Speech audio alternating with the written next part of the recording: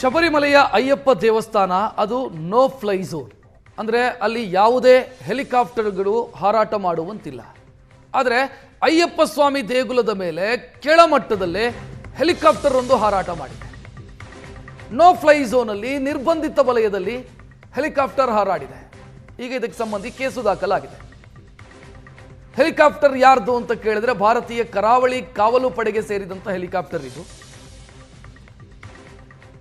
ನಿರ್ಬಂಧ ಪ್ರದೇಶವನ್ನ ಉಲ್ಲಂಘಿಸಿ ಹೆಲಿಕಾಪ್ಟರ್ ಹಾರಾಟ ಮಾಡಿರುವಂತ ದೃಶ್ಯವನ್ನ ನೀವು ನೋಡ್ತಾ ಇದ್ದೀರಿ. ಸದ್ಯ ಶಬರಿಮಲೆಯ ವಿಶೇಷ ಆಯುಕ್ತರು ತನಿಖೆಗೆ ಆದೇಶ ಮಾಡಿದ್ದಾರೆ. ಶಬರಿಮಲೆ ದೇವಸ್ಥಾನದ ಬಳಿ ಹೆಲಿಕಾಪ್ಟರ್ ಹಾರಾಡ್ತಾ ಇರುವಂತ ದೃಶ್ಯ ಇದೆ. ದೇವಸ್ಥಾನದ ಬಹಳ ಸಮೀಪದಲ್ಲೇ ಅಥವಾ ದೇವಸ್ಥಾನದ ಮೇಲ್ಭಾಗದಲ್ಲಿ ಅತ್ಯಂತ ಹತ್ತಿರದಲ್ಲೇ ಹಾರಾಟ ಮಾಡ್ತಾ ಇರುವಂಥ ದೃಶ್ಯವನ್ನು ನೀವು ನೋಡ್ತಾ ಇದ್ದೀರಿ. ನೋ ಫ್ಲೈ ಝೋನಲ್ಲಿ ಈ ರೀತಿ ಹೆಲಿಕಾಪ್ಟರ್ ಯಾಕೆ ಹಾರಾಡ್ತು ಅನ್ನೋದರ ಬಗ್ಗೆ ಈಗ ತನಿಖೆಗೆ ಆದೇಶಿಸಲಾಗಿದೆ.